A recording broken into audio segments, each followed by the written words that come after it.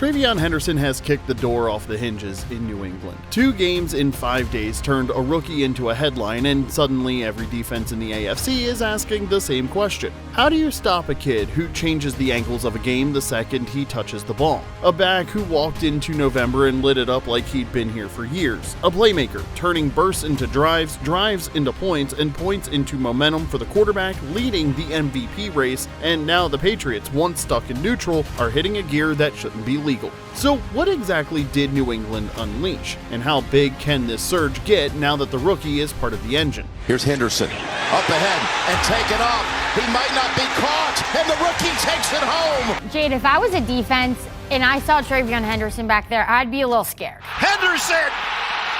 He's going the distance! And he's gone! For most of the league, the headline in New England has been the quarterback. Maye is turning into a weekly problem for defensive coordinators, stacking wins, stacking numbers, and sitting atop the MVP board like he's been doing this for a decade. It means a lot, man. I love Maye.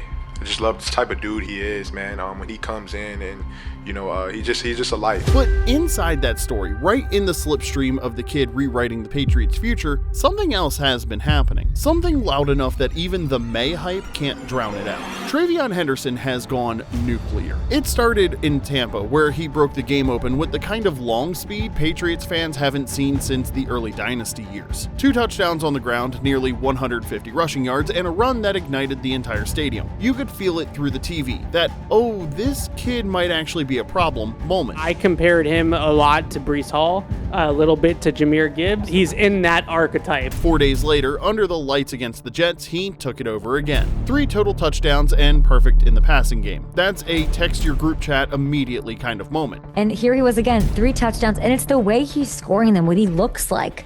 This the hitting the hole, the in between running stuff. It's unbelievable. He's really turning into, I think he turned into an absolute superstar. Oh yeah, he also joined Rob Gronkowski in the rookie history books, which we'll talk more about in a minute. Those 2 games are where the season flipped. Not just because Henderson went nuclear, but because this offense suddenly became layered, balanced, and downright scary in ways it wasn't back in week 1. Now, the league is trying to figure out if this is just a midseason surge or the moment New England officially grew teeth again, but the real questions are lingering just beneath the surface. How did a rookie who started the season buried behind Antonio Gibson become the lightning bolt in the middle of an MVP campaign? How did an offense that looked like it was stuck in neutral against the Raiders suddenly become a unit that can beat you with a hammer or a scalpel? And what happens now that Ramondre Stevenson is back? I think when Ramondre is back, that's just not going to happen whether we hate that or not. And I think TreVeyon Henderson is awesome. He's explosive. Because this is what veteran staffs do. Now, if you're already locked in, hit that subscribe button and stay with us, because TreVeyon Henderson didn't just catch fire, he changed the temperature of the entire season. Now, if you watched Baby Saquon at Ohio State, none of this feels new. New England didn't stumble into a midseason miracle, they drafted one of the most explosive backs college football has produced in the last decade. Henderson showed up in Columbus and immediately started taking a red Sharpie to the record book. 1,248 rushing yards as a freshman, 19 touchdowns, and a 270-yard game against Tulsa that looked like someone had spliced a track star into a Big Ten offense. By the time he left school, Henderson had piled up 48 touchdowns and more than 4,600 all-purpose yards, and he did it through injuries, rotations, and every defense on the schedule keying on him. Henderson can make a house call from anywhere, and look out! He just might do it! Gets winning it back for Ohio State! But the stats only tell part of the story. What made this kid different and what's showing up now in New England was the way he changed angles. Safeties took bad pursuit lines because they didn't expect that burst, and linebackers froze on inside zone because one wrong step meant they'd be staring at the back of his jersey. Ohio State has sent a small army of running backs to the league, but even in that crowd, Henderson always moved a little different. He was the gear that made the whole thing spin faster. That's the piece the Patriots needed. Not just another runner, not another battering ram, but a back who could break open a drive with one cut instead of 12 plays. And when you go back and look at his tape with that in mind, the path to his breakout in 2025 feels almost predictable. The traits are the same: the burst, the hands, the acceleration out of traffic, the way he reads leverage like he's sliding downhill. and if you watched him back then, none of this feels like it's out of left field. The Patriots drafted him to bring back a style they haven't truly had since their most dangerous years, a back who forces defenses to widen, hesitate, and second guess. He changes how safeties align and how linebackers flow. So while the league is acting surprised that a rookie is torching defenses in November, the blueprint's been sitting there the whole time. The only mystery is why it took this long for New England to turn the key. Now, training camp was supposed to be simple. Ramondre Stevenson as the hammer, Antonio Gibson as the veteran change of pace, and TreVeyon Henderson easing in behind both of them like most rookie backs do. That plan lasted about a week, because once the pads came on, he didn't look like a developmental piece. He just looked different, faster, smoother, and more confident than a rookie usually does. Sometimes you don't need the stat sheet. The eye test tells the truth, and then came the preseason games. He averaged 7.6 yards per carry and caught literally every single pass that came his way. Oh yeah, then there was that kickoff return that basically said, don't put me on special teams again unless you want the fans demanding 25 returns this season. By the time the third preseason game rolled around, Henderson wasn't auditioning anymore, he was being protected, held out with the starters, and treated like part of the plan. And he'd done something much more important than flash. He beat out Antonio Gibson straight up, not politically, not via packages, but on merit. Players feel that stuff immediately. The locker room knows before the coaches ever announce it, which is why week 1 felt so strange. The depth chart said Stevenson, Gibson, then Henderson, which didn't match the reps, the tape, or the buzz. That's classic New England smoke and mirrors, even in a new regime.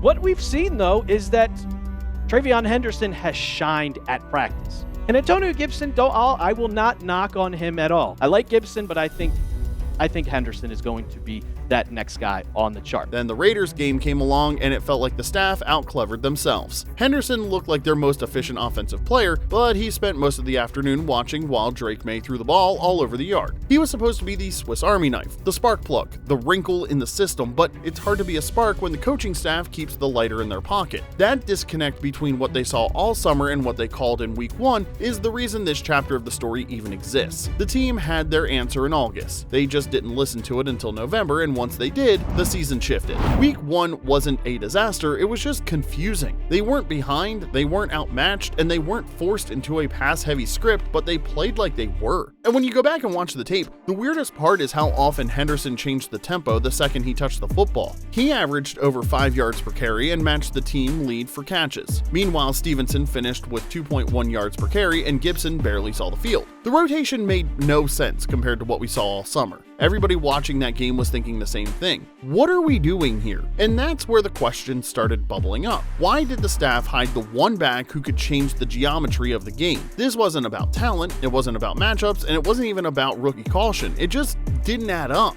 And in a weird way, that's why week 1 matters now. Because when you line it up next to what Henderson did against Tampa and the Jets, the contrast is almost laughable. Back in early September, he was the guy they didn't trust enough to feature, but by mid-November, he's now the guy they'd be crazy to take off the field. Week 1 didn't expose Henderson, it simply exposed the staff's hesitation, and we get it. No matter how he looked in camp, Henderson was still a rookie, or at least he was, because that was the last time they tried to keep the Ferrari in the garage, and once the season forced them to rip the lid off, everything changed. The turning point wasn't one play, it was all of October. A month that started quietly, rolled into injuries, and ended with TreVeyon Henderson slowly and steadily taking over the backfield without anyone realizing it in real time. Ramondre Stevenson going down in week 8 didn't cause the shift, it exposed it. Because even before the toe injury, the film showed a pattern. Every time Henderson touched the ball, the offense looked lighter and faster. You could almost see the linemen perk up like, all right, let's go. The kind of offense that helped Drake Maye look more like the guy leading every MVP conversation right now. New England didn't need a workhorse. They needed someone who could turn a 2nd and 10 into a 3rd and 2. Someone who punished defenses for playing soft boxes because they were terrified of Maye's arm. That's what started happening in the Atlanta game. 4 catches, steady bursts on the ground. Nothing seismic, but you could feel the hinges loosening. Then Cleveland, where he kept gouging them for 7 and 8 yard chunks. The kind of plays that say, hey, maybe don't give this kid the ball more than 10 times a game. At some point, it stops being a suggestion and it becomes obvious. By the time the Patriots hit late October, the backfield wasn't a rotation anymore, it was a progression. Gibson fading out, Stevenson grinding when healthy, and Henderson becoming the guy defenses circled on Wednesday. When the offense needed tempo, they went to 32. When they needed a counterpunch to Maye's vertical passing game, they leaned on the kid with track speed and running back vision. This is how featured roles are born in New England. Not with a press conference, but with weeks of undeniable tape. By the time November arrived, TreVeyon Henderson wasn't a package player, he wasn't a changeup, and he wasn't the rookie waiting his turn, he was the V12 engine waiting to redline. And the league had no idea what was about to hit them in weeks 10 and 11. 2 games in 5 days and suddenly everybody knew who 32 was. Sometimes that's all it takes. The right window, the right moment, and the whole league starts paying attention. It started in Tampa, a game the Patriots could have easily sleepwalked through, until Henderson made sure they didn't. He ripped off 147 rushing yards on just 14 carries, the kind of stat line you usually only see against college defenses running walk-ons at linebacker. Henderson got away.